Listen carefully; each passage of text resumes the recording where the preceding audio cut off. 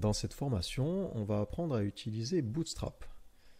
Alors pour commencer, qu'est-ce que Bootstrap?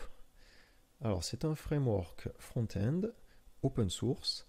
Alors ça permet de développer un site web avec des éléments HTML déjà stylisés.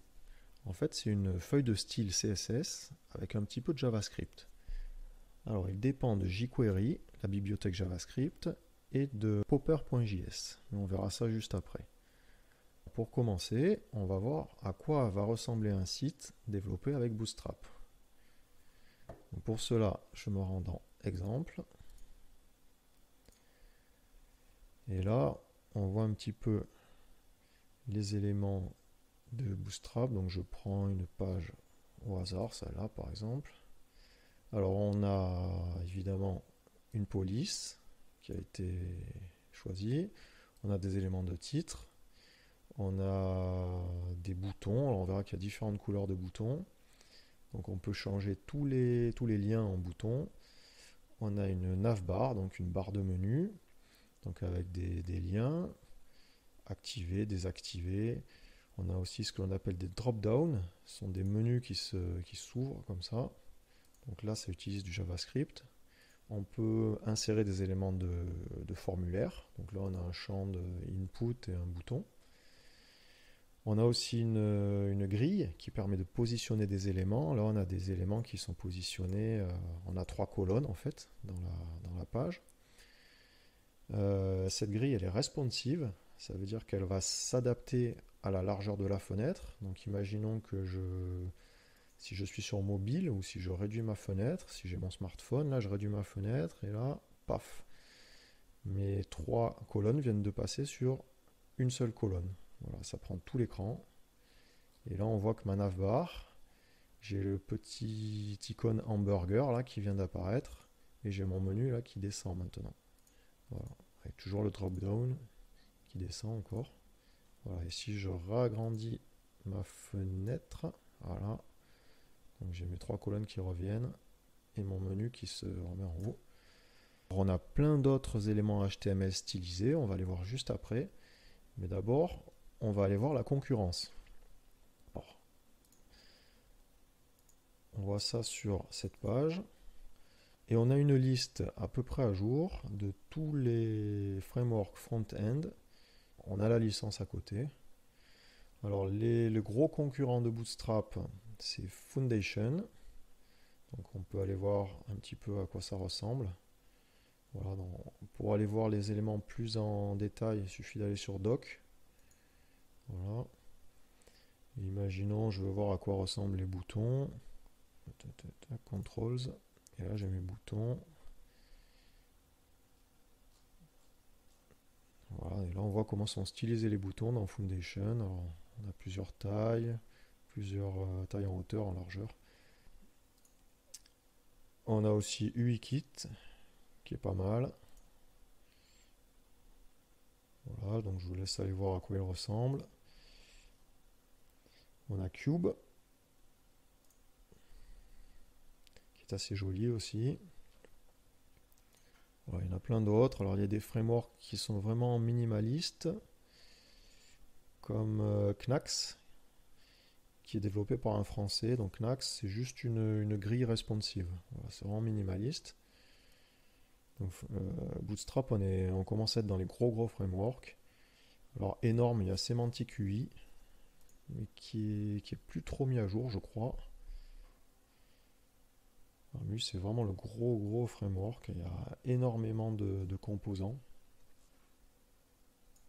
Alors, à noter pour Bootstrap, on peut aussi appliquer des thèmes. Alors depuis la version 4, les thèmes sont payants. Je ne sais pas s'il y aura des thèmes gratuits. Ils coûtent à peu près 100$ chaque thème. C'est les thèmes officiels, il y en a 4. Voilà. Parce que l'inconvénient d'utiliser Bootstrap, c'est que tous les sites qui vont être développés avec Bootstrap, si on ne personnalise pas la feuille de style, ils vont tous se ressembler. Allez, on va apprendre à l'utiliser. Donc pour cela, je me rends dans documentation. La documentation est très bien faite, qu'on a toujours des petits bouts de code, donc il suffit de faire des copier-coller. Et je vais me rendre sur le bureau. Je vais créer un dossier. Je l'appelle démo Bootstrap et je vais réaliser mon site web avec Bootstrap. Donc pour cela, je vais créer mon fichier index.html et je vais l'ouvrir avec Sublime Text. Voilà. Et je vais commencer à faire un site web. Bootstrap. Je vais mettre un titre.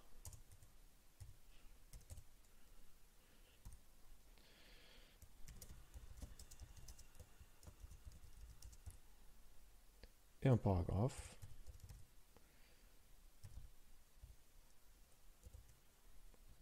Voilà.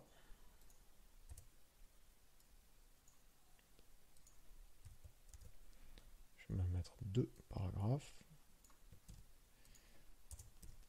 Et on va voir ce que ça donne avec Bootstrap.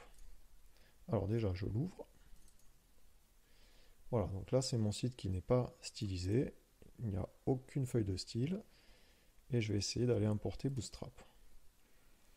Alors déjà, il y a plusieurs façons. Donc on peut passer par un CDN. Donc on a juste un lien et on va venir télécharger à chaque fois la feuille de style. Donc je fais un copier-coller.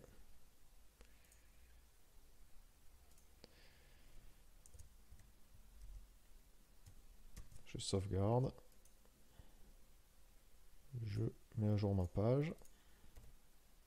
Voilà, et là j'ai mon Bootstrap qui a été correctement téléchargé puisque le style a changé. J'ai déjà mes polices qui ont changé et j'ai mon titre de niveau 1 qui a été stylisé. Voilà, on va voir la deuxième solution. Quand on est en développement, c'est quand même plus pratique, c'est plus rapide de le télécharger pour l'avoir en local. Je vais me rendre dans Download. Voilà, je la télécharge. Ici, je l'enregistre, je mets sur le bureau. Voilà. Je le dézip. Je vais le renommer dist. Voilà, donc le dossier de Bootstrap, il contient un dossier CSS avec dedans les feuilles de style. Alors on a toujours la version, le CSS de Bootstrap. Donc si je l'ouvre, on peut le regarder. Il est open source, donc on a accès au code.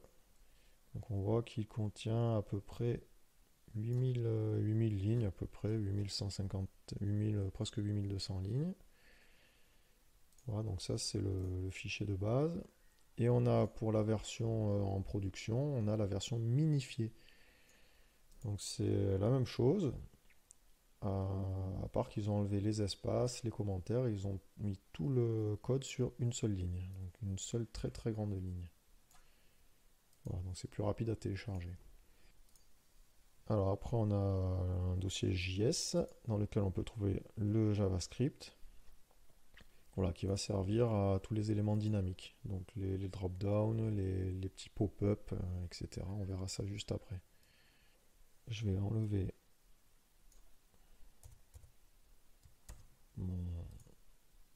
mon CSS. Je mets à jour. Et là, cette fois, on va vraiment utiliser Bootstrap correctement, parce que là, j'ai fait n'importe quoi. On me donne, parce qu'il me manque tout le JavaScript, normalement, qui est à intégrer à la fin du fichier. Donc jQuery et popper.js. On nous donne carrément le code à copier-coller. Voilà, si je veux gagner du temps, je peux faire ça. Je colle leur code. Alors j'ai peut-être les... bon, donc là c'est le CDN. Donc là ça va marcher aussi. Voilà. J'ai dit que je voulais travailler en local. Alors pour travailler en local, je vais faire encore mieux. Je vais partir d'un exemple. Encore plus simple. Donc je prends le starter template, c'est le fichier le plus vide. Alors on peut le télécharger directement, ou alors je l'ouvre. Donc voilà à quoi ça va ressembler. Donc j'ai ma navbar et un titre. Voilà. Je peux afficher le code source. Je le copie et je le colle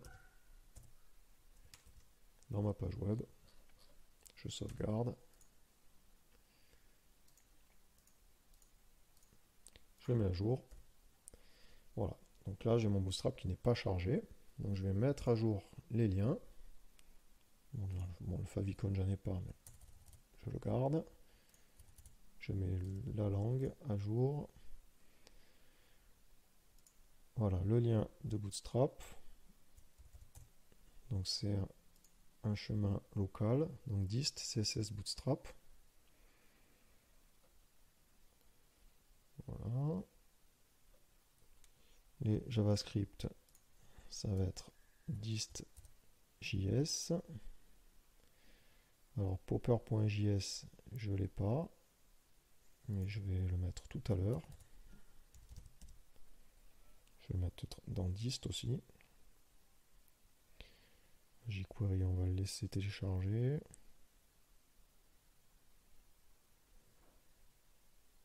Ça, je l'enlève. Donc on a ici le contenu de la page web qui est dans body. Tout ce qui est dans nav, c'est le code de la navbar. Voilà, donc par exemple là je peux changer navbar brand, c'est le nom du site ou le nom de l'entreprise, donc je peux mettre démo bootstrap. Donc les liens, home, link, etc., etc. Donc on va pas y toucher. Le petit formulaire avec l'input et le bouton search. Voilà, le petit H1 là, donc je peux le changer, je peux mettre hello le monde. Voilà. Un paragraphe qui est stylisé avec la classe lead, on va voir ce que c'est, ça met un petit peu en valeur, je vais mettre du lorem là. Un peu de lorem ipsum.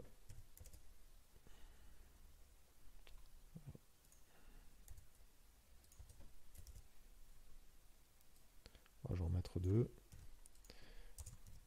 Alors, à noter, ça on va le voir dans la documentation. Non. Ça doit être dans Layout. Voilà, alors on a le menu à gauche et un sous-menu à droite ici. Voilà, donc tout le site web doit être contenu dans une div classe container ou une classe container fluid. Donc container fluid, on a des marges en moins. Donc on va essayer, on voit le container, il est là. Mon div container, la balise ouvrante et ici la balise fermante. Donc mon contenu est situé entre ces deux balises. On va voir ce que ça donne, je sauvegarde, je mets à jour. Voilà. Alors il y a un petit défaut, c'est qu'il me manque le titre là. Alors on peut y remédier rapidement en mettant ici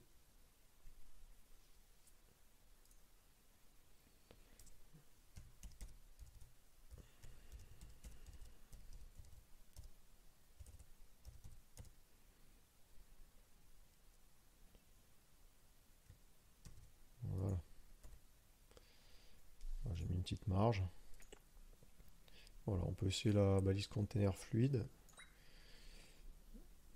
Alors div class container, si je rajoute fluide, on va voir que les marges vont diminuer.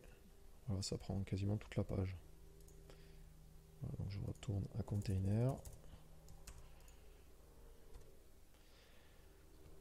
Donc j'ai bien mon titre qui a changé. Mes drop-down qui ne fonctionnent pas. Parce que j'ai pas encore le JavaScript qui est bien lié. Donc on doit le voir ici, dans la console. Alors, il me manque popper.js. Donc allez, je vais le télécharger. Je crois que je l'avais là, il me semble.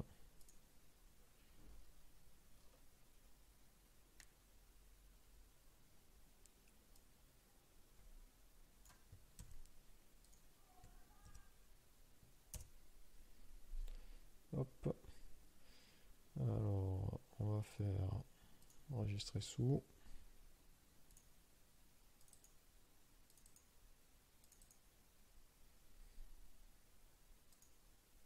Voilà. On va voir.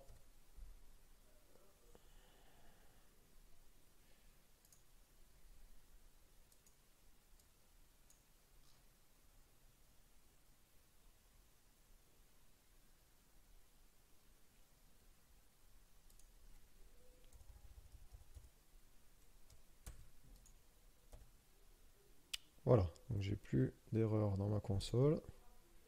Normalement, j'ai mes drop-down qui fonctionnent. Allez, on va voir quelques éléments, les éléments les plus utilisés, et puis après on va s'arrêter là-dessus. On va aller dans Components. Et là, par exemple, on voit qu'on peut mettre des bandeaux d'alerte. Donc ça, c'est très bien. Imaginons que je veux supprimer un utilisateur dans une base de données. Ben, je peux afficher l'utilisateur a bien été supprimé. Alors à chaque fois, on a la démo en haut et le code en dessous. Donc si je mets la première là, je vais faire un copier-coller. Je vais le coller ici.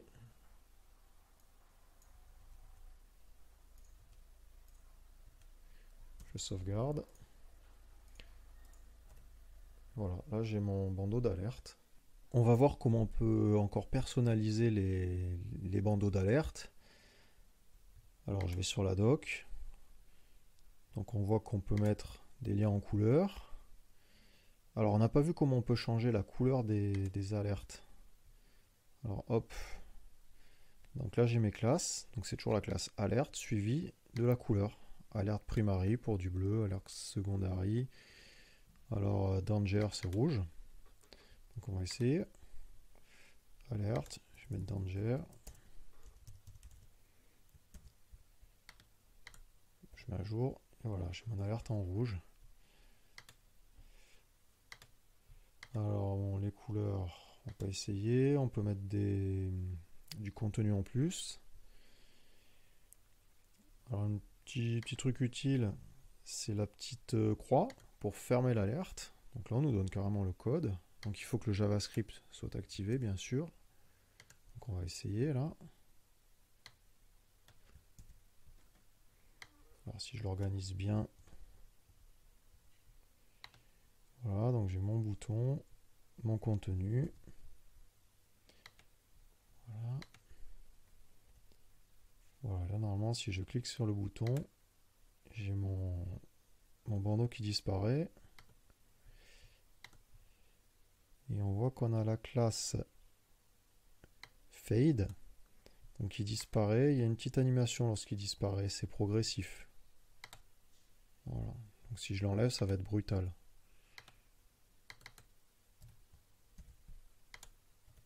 Voilà, je vais cliquer, elle disparaît d'un coup. Donc il faut bien lire la documentation. Voilà pour les alertes, on va pas en voir beaucoup, on va juste voir les composants principaux. Donc les boutons, c'est très utile. Donc on a les couleurs, le code HTML pour les boutons. Si on lit bien la documentation, on voit qu'on peut appliquer la classe btn sur les liens également. Donc on va essayer.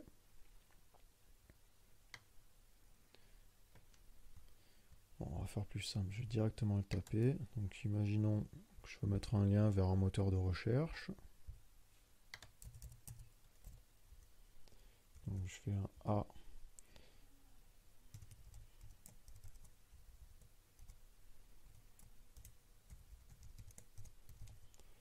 Voilà.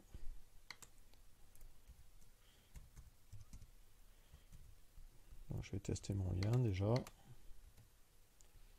Donc là j'ai mon lien. Si je l'ouvre, alors je vais l'ouvrir dans une nouvelle fenêtre.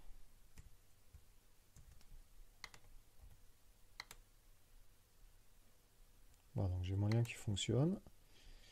Et je vais essayer de transformer mon lien qui est déjà stylisé. Hein. je vais le transformer en bouton. Donc pour cela, je rajoute la classe btn primary pour avoir un bouton bleu. Voilà, donc il y a toujours le survol. Et si je veux changer la couleur, bon, on peut mettre par exemple, on peut mettre Danger pour mettre en rouge. Voilà, si je vais rajouter un lien à côté, on va voir les tailles aussi. Si je vais mettre Google cette fois-ci.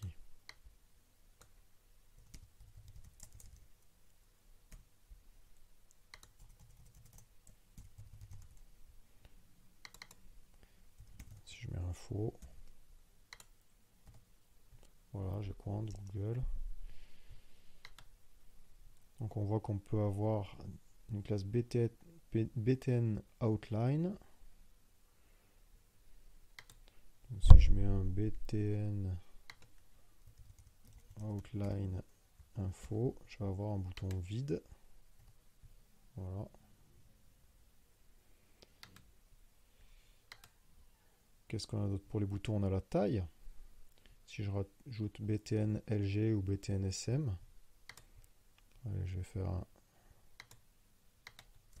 btn-lg en haut, btn-sm en bas. Voilà. Donc là j'ai un gros bouton, un petit bouton. Voilà, donc le principe c'est de bien lire la doc. Donc il y a encore des propriétés pour tous ces boutons. Alors au niveau des composants souvent utilisés, bon, les badges qui peuvent être utilisés, là, le petit badge new par exemple. Bon, évidemment tout ce qui est formulaire. Donc là mes champs de formulaire ils sont stylisés avec le input là, qui va se colorier en bleu. Les labels qui ont leur style. Jumbotron, c'est des titres. Voilà, c'est le jeune exemple de Jumbotron. Les modals, alors ça c'est sympa, les modals. C'est des fenêtres de... Ça peut servir de fenêtre de confirmation. Alors on a une démo ici. Je clique sur mon bouton là, et j'ai ma fenêtre qui apparaît. Et je peux soit, imaginons, confirmer, soit abandonner. Alors c'est un petit peu plus délicat à utiliser, on va l'essayer là. Voilà, je fais un copier-coller du texte.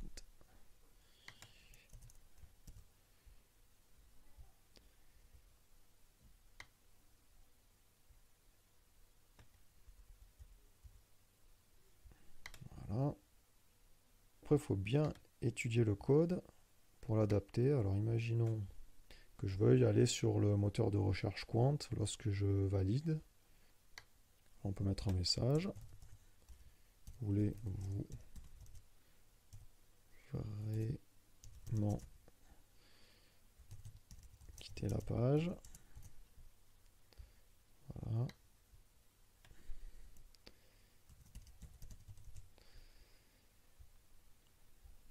Alors là, on voit que c'est la propriété. Donc j'ai mon bouton ici. Je peux mettre ouvrir Quant. Donc data target, ça va aller ici. Et là, je peux très bien mettre un lien.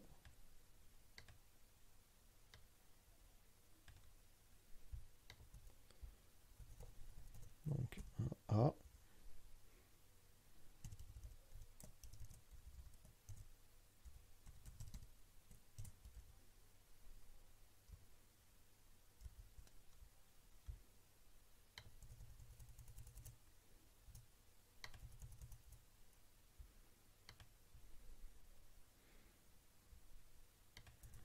Ici. Voilà, on va essayer.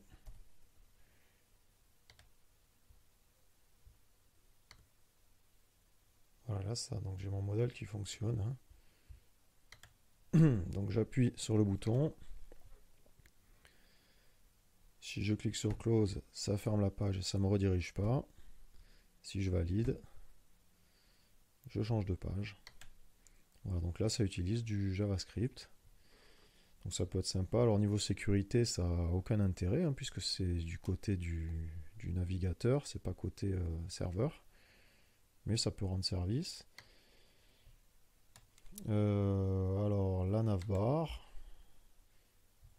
que l'on a vu déjà. Alors il y a plusieurs styles de navbar. On avait une navbar noire. Si on met navbar light et BG light, on va changer la couleur de la navbar. Voilà. Alors, on va voir pour le code. Chez navbar dark, si je mets light,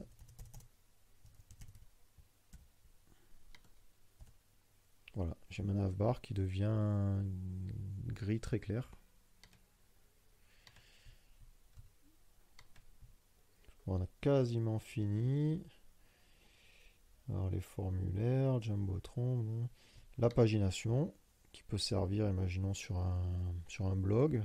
Donc on a des petits blocs là avec les pages.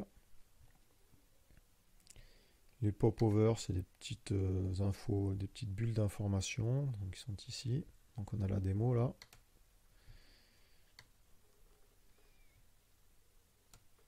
Et voilà, on a à peu près fait le tour. On n'a pas vu, il y a les tableaux aussi qui sont stylisés. Alors, je ne sais plus où ils sont. Les tableaux, c'est là. On a plein d'exemples de tableaux. Donc le tableau de base.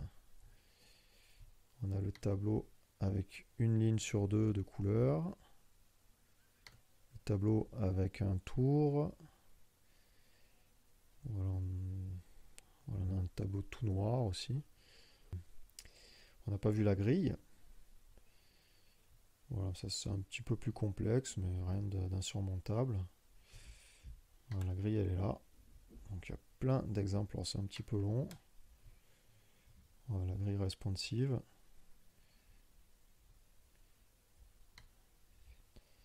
Donc voilà pour ce rapide tour d'horizon de Bootstrap. Et je vous donne rendez-vous très prochainement pour une nouvelle formation.